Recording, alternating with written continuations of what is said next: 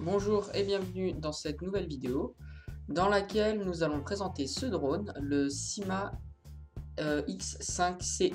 Ce drone est disponible sur Amazon pour environ 50 €, ce qui fait de lui un drone plutôt sympathique pour le prix. Ce drone est très stable et réactif même quand il y a un peu de vent. Pour les débutants, je vous recommande d'utiliser le mode 1. Donc on peut changer de mode à l'aide d'un bouton sur la manette. Donc le mode 1, c'est un mode qui va vous permettre de diriger le drone avec pas très rapidement, pas très brusquement. Et vous avez aussi le mode 2 pour pouvoir faire des figures comme je le montre là dans la vidéo, plus réactive, plus rapide, etc.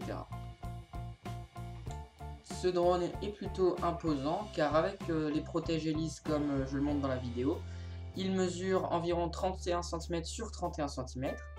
Ce qui est bien avec les drones de ce gabarit là, c'est qu'ils ne sont pas trop imposants, pas trop chers, etc. Mais ils ne sont pas trop petits non plus parce que les petits drones, leur problème c'est que dès qu'il y a un peu de vent, ils dérivent trop facilement, ils sont pas super stables, ils sont un peu trop réactifs je trouve. Alors que celui-là, je trouve qu'au niveau de taille, c'est le bon compromis entre un drone plutôt réactif et un petit drone qui va être limite incontrôlable tellement il va voler dans tous les sens, etc. Ce quadricoptère peut également faire des loopings en appuyant sur un bouton sur la manette et le joystick de direction. Donc on peut choisir dans quel sens on veut lui faire un looping. Donc bien prévoir quelques mètres de plus, car quand il fait un looping, il perd quand même 1 mètre, 1 m 50 quoi. Mais c'est une petite fonction qui sert pas à grand chose, mais voilà, ça fait joli. Par contre, ça demande beaucoup de batterie, et quand il n'a plus beaucoup de batterie, évitez de faire ça parce qu'il risque de perdre trop d'altitude et de se cracher en fait. Donc là, je suis en mode 1, donc on va faire un peu de figure d'obstacle. Donc on peut voir qu'il est plutôt maniable en mode 1, il ne bouge pas trop brusquement, ce qui lui permet de se faufiler comme là entre les bancs de la table. Et voilà, c'est plutôt sympa, c'est assez amusant de faire des petits obstacles comme ça. Voici la manette. Donc elle dispose d'un petit écran digital. Les informations qui sont dessus ne sont pas très intéressantes à part les petits indicateurs pour indiquer dans quel mode on se trouve et la batterie qui reste dans la manette. Sinon la manette en général, bon, c'est une manette d'hélicoptère, enfin de quadricoptère à 50 € quoi, faut pas s'attendre à quelque chose d'incroyable. Mais franchement ils auraient pu éviter les faux boutons sur lesquels on peut pas appuyer, ça fait vraiment pas sérieux quoi. Sinon, les joysticks font leur job correctement, rien à redire là-dessus. Par contre, les boutons pour régler, pour compenser s'ils se décalent trop d'un côté ou de l'autre, par contre ces boutons-là sont vraiment pas terribles, hein. Ils font un bruit bizarre, quand on appuie dessus, il y a un jeu pas possible. Mais bon, comme normalement vous en aurez pas besoin, c'est pas dramatique. Donc ce joystick là sert pour tout ce qui est déplacement latéral, et celui-là sert pour les gaz et pour aller à droite ou à gauche. Là c'est le bouton pour passer de mode lent à rapide. Sinon la télécommande ne consomme pas spécialement beaucoup de batterie. Donc elle fonctionne avec 4 piles 1,5 V AAA. Et ouais, elle les utilise pas trop vite, des piles rechargeables, ça suffit largement.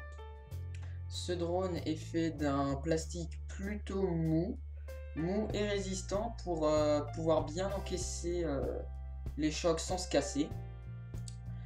Donc il a des petits accessoires fournis avec, comme les protège-hélices et les deux petits pieds en dessous, pour que quand il se pose, la caméra ne touche pas le sol.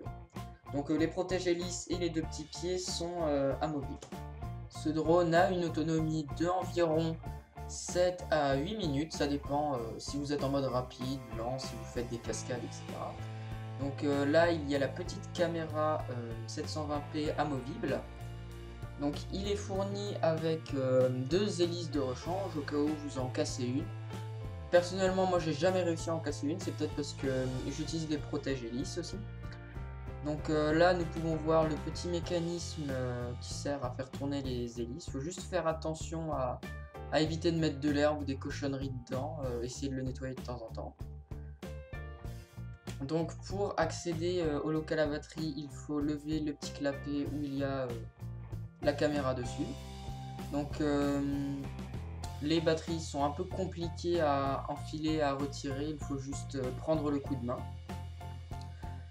Sinon, il y a un chargeur USB fourni avec, donc les batteries se rechargent en environ 1 heure, 1 heure et demie.